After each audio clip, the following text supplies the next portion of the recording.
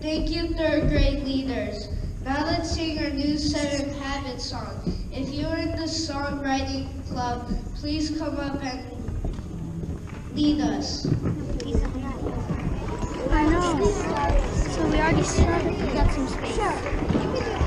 Yeah. See?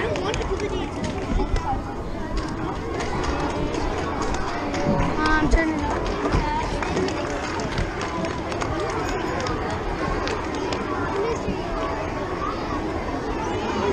Mr. Yoder, how come you have here? You're always annoying.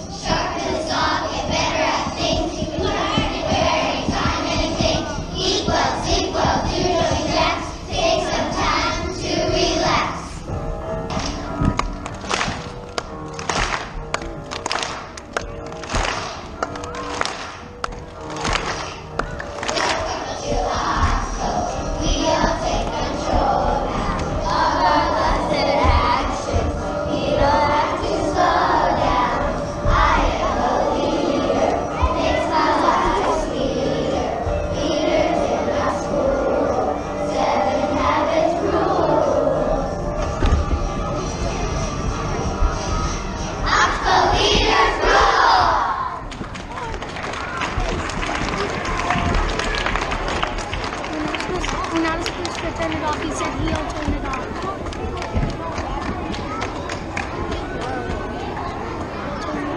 No, when he looks at one of us, he means turn it off.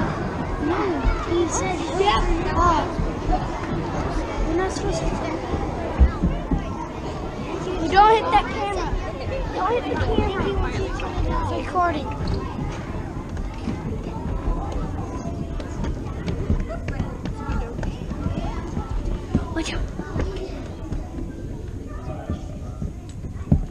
We are excited to introduce our leaders. We begin with the end in mind.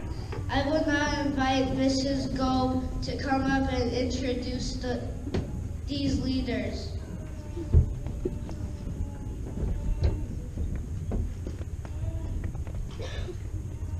Good morning.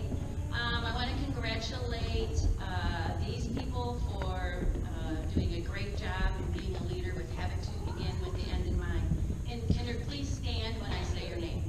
Kindergarten, Zane Boyle.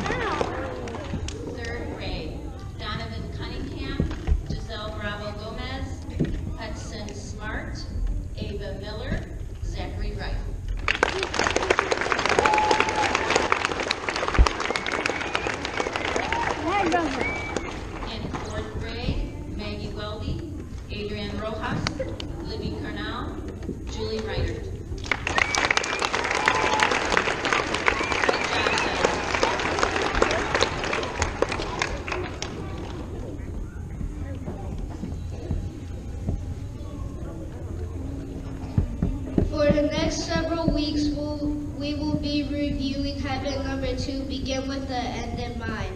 Remember that habit 2 talks about setting goals for ourselves, thinking about what we want to be when we grow up and what kind of person we want to be.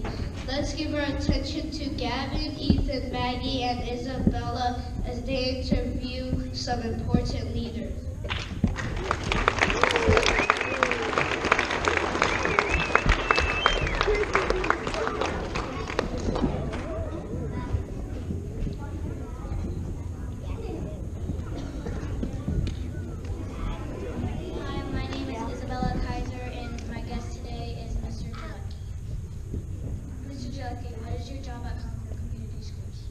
I'm the technology integration specialist.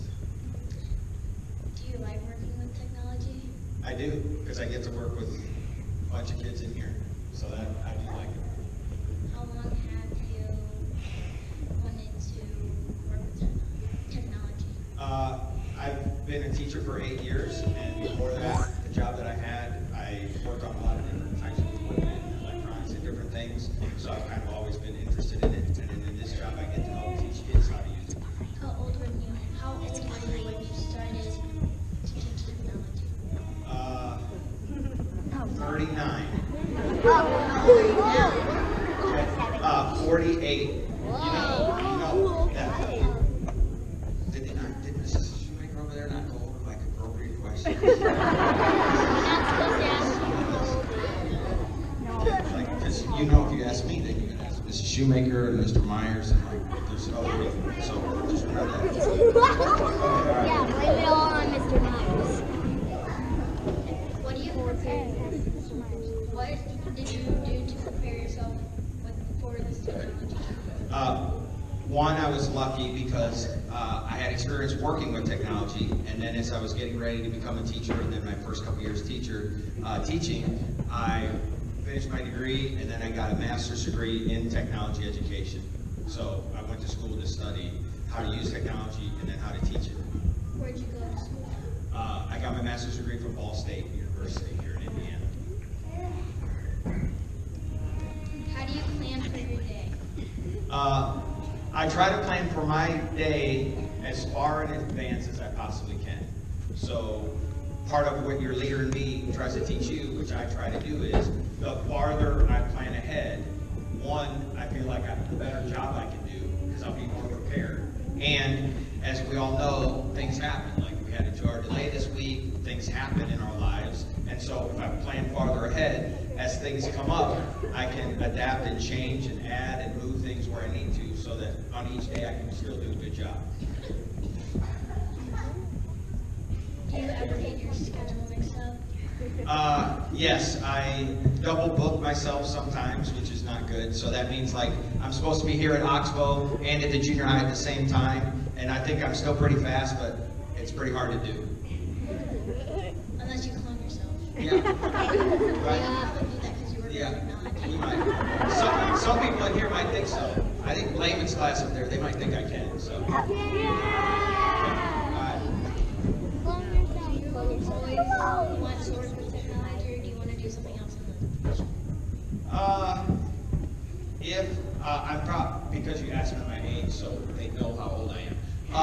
Like, if I ever got a chance to like volunteer to go to Mars or go into outer space, something like that, I would definitely do it. Like, I would, like if they asked me right now to go out the door and go, I would go. That's cool. Why?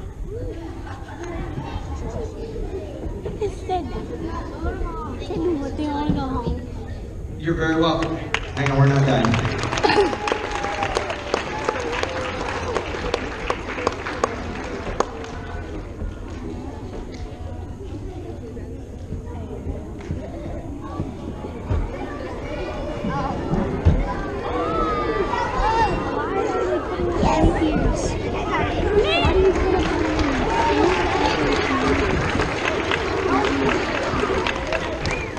Mr. Jalecki left something out. He also coaches junior high football at the junior high, so he's a multitasker.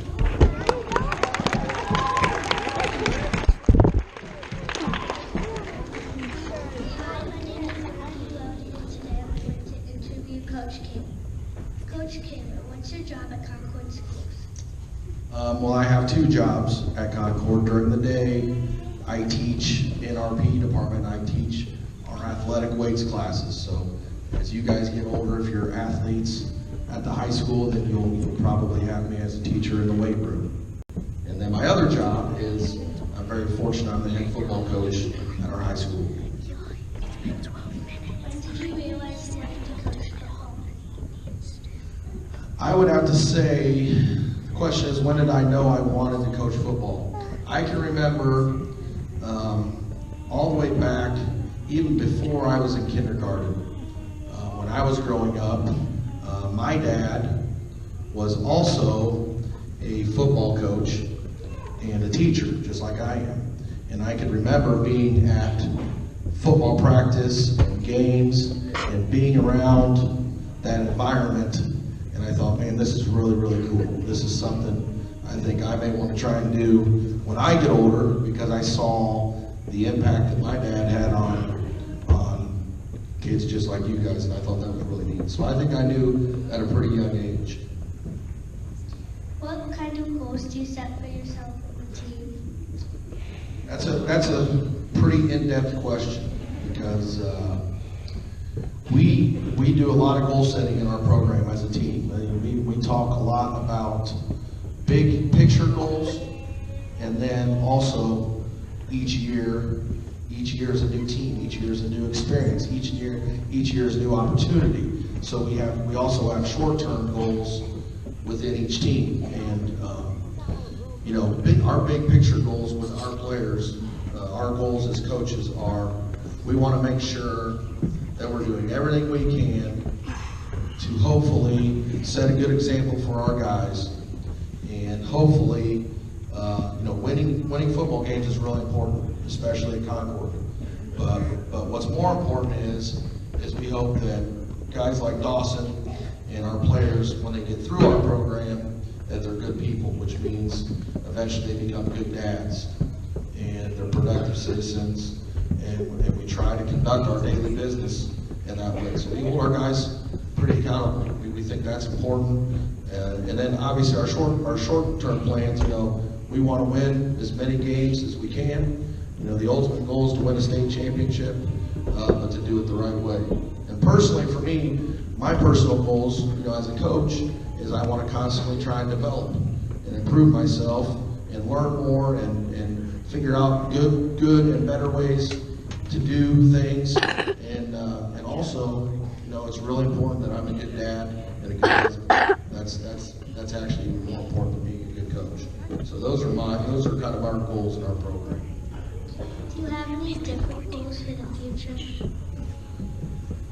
Personally, well, like I said, we kind of covered our goals as a football program. But personally, my goal is I think that this is a great place, and I'm very, very, very, very fortunate to have the job that I do, and I owe a lot of that to other people, because I've been at Concord now for 16 years, and I was fortunate to be a part of a football staff, where we've been together for a long time, and I coached under, you guys know who Mrs. Dawson is? Yeah. Do you guys know who her husband is?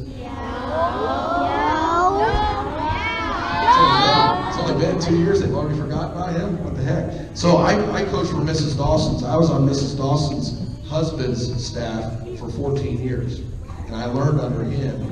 And when Coach Dawson decided he was done coaching, I was given the opportunity to be the coach here. And I think this is the ultimate job. So my future goals are to continue to develop our program and to make our program great, both on and off the field. And hopefully, in 20, 25 years, I retire from Concord and go enjoy retirement. Those are my future goals. Thank you for being here today. Great job, thanks.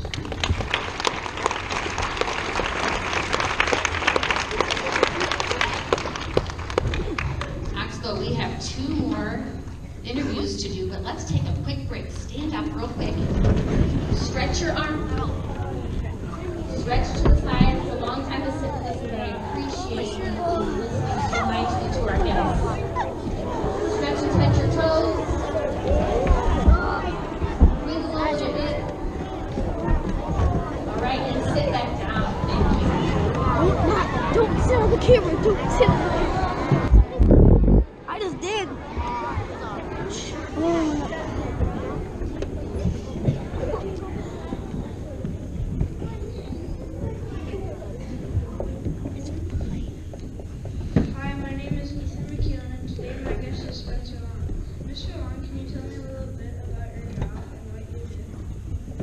Yeah, Ethan.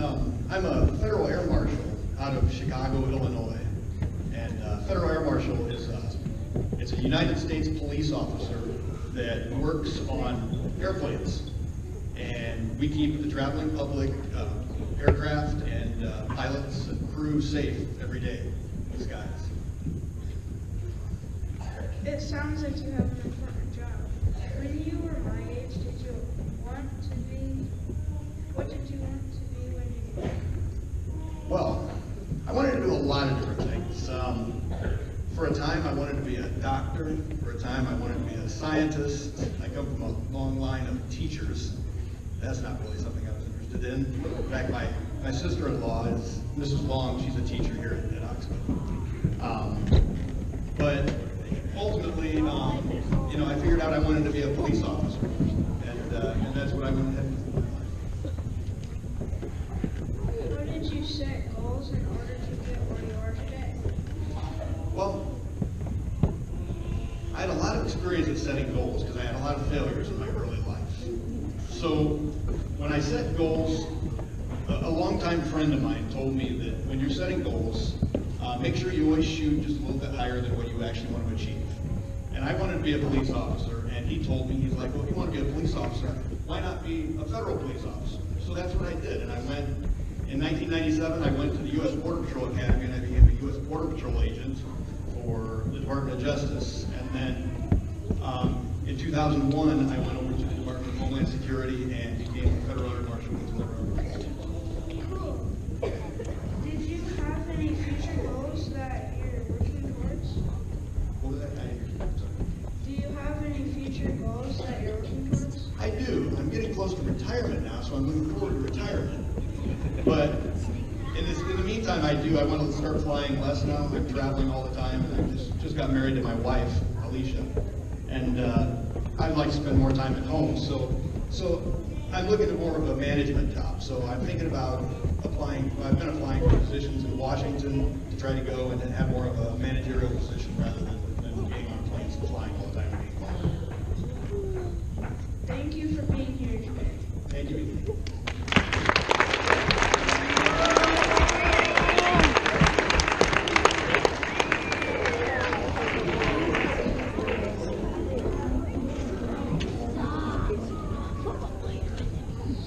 Good morning. My name is Gavin Lorenz. Today my guest is Dawson DeMeat.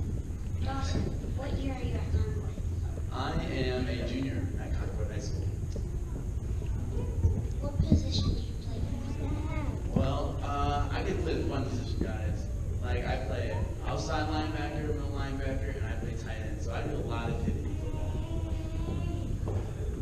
Do you have any plans or goals for after high school? My goals for after high school is I would like to go to college, a good engineering college like Purdue, and major in computer engineering. What are you doing to help reach those goals? Well, a big part of going to college and trying to reach your goals, guys, is working hard. So I work hard on the field, off the field. I work hard in classes, I work hard in football, and that's how you help to reach your goals.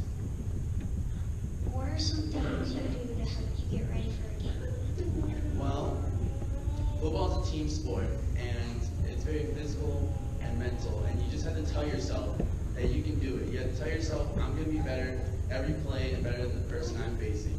So before every game, I always tell myself, you got this, Dawson. Go out there and kick some butt.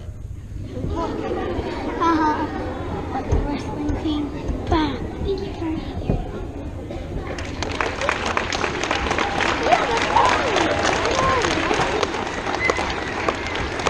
It's been 21 minutes. Let's give our guests a big Oxbow cheer.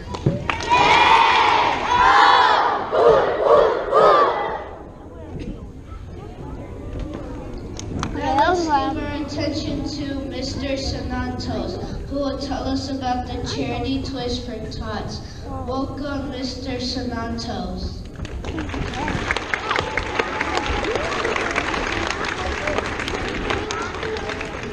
Hey, good morning, Knoxville Elementary. How you doing?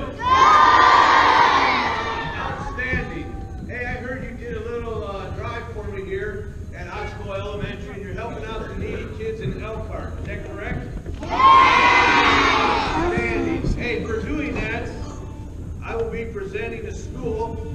was a Commander's Award from actually Toys for Tots from National. So I want to say thank you for doing what you did to help out the needy kids in Elkhart County. All right? Another thing about Toys for Tots is we get to help out very, very needy children in Elkhart County where their parents are having a little rough time financial-wise or health-wise or you know, where they're having problems. So any little bit that we get help from as Oxbow, or you see the toy drive on WNDU Day, which was about 2 weekends ago where we're standing out there collecting toys, we can do that and we help out. This year right now we have just around 785 families we're helping, which comes out to about 1,200 children that we're helping out in Elkhart County. Now that is Elkhart, Goshen, and that. Everybody ever hear of the Wani School District? What? That's elementary school. You should have. Anyway, Wani School District also is underneath me, and they help out about another 300 children up there in the Wani School District. So we help out quite a few needy children in Elkhart, all right? So I want to say thank you once again for helping us out. Now, how many of you like history? Yeah, beautiful. Okay. But I got a little bit, I'm going to read a little history about Toys for Tots and how it got started, all right? Now remember, the guy, the gentlemen are again, they'll probably agree with me. Whenever you see a man standing up front and he is always successful, you always want to look to the left or to the right of him. Because the one that helps him out the most is his wife or his mother, all right? They are always helping out and making us stronger. I retired from the Marine Corps. I had 20 years in. I retired as a Master Sergeant. But you know what? My family, my wife, they are the ones that got me where I went to. I went there, I studied just like all these other gentlemen did over here. But you know what? You got to have a strong family and a strong wife or husband to help you out in getting there, okay? So, on this little history that I have for you, this originated back in 1947. 2 years after World War II, Toys for Tots was actually started. It was started by a lady, by a wife of a Marine major. She made a Raggedy Ann doll. Everybody knows what a Raggedy Ann doll is? It's a little doll that is handmade and it has red hair and you can see them all over. Every year that I have been doing Toys for Tots, and I've been doing it for 26 years now. When I was a young Lance Corporal till I'm a retired Master Sergeant now, I've been doing it every year. It is awesome. When we're going through the dolls, there'll be at least 2 or 3 Raggedy Ann dolls in there. So the history keeps going. In 1947, like I said, Diane Hendricks gave Major William Hendricks a Raggedy Ann doll. She told him to go out and give this to needy children. Well, he went out and found a family and found out there was more needy children. Because if you think about it, 2 years after World War II, there was fathers and sons and daughters and everything else that got killed over there during World War II. So they needed help. They went out, his company went out and found the needy kids. They collected close to 1,000 toys, and his Marine unit, which was a reserve unit out of California, hand-delivered 1,000 toys that Christmas. And on Christmas Eve, they handed out their three last toys. One of those toys that he gave to became a Marine and fell in underneath him as before he retired. So there's a lot of history there. And it's been going on since 1947, all right, till today. It is throughout the United States, and as you know, we are over in Iraq, Afghanistan, and other countries. The Marines over there, we all help out with orphanages. That's one of the things the Marine Corps does over there. We'll help out, we'll collect food, whatever. They are now allowed to do that overseas in the countries where they're at. So it's happening in Afghanistan and in Iraq also. All right? So once again, there's a little history. I want to say thank you, Oxbow, for helping us out, and Merry Christmas and a Happy New Year. Thank you.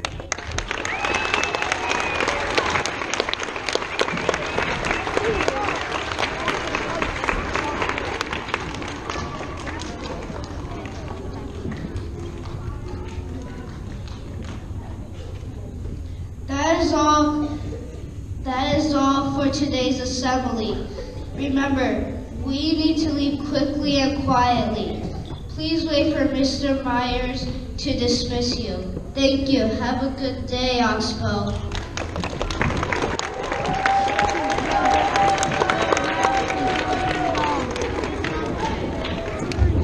Thank you to all of our student leaders today. Great job. Let's give them all a hand. And thank you again for our guests for coming. Let's have our kindergartners please stand up and you may go. Third grade as well.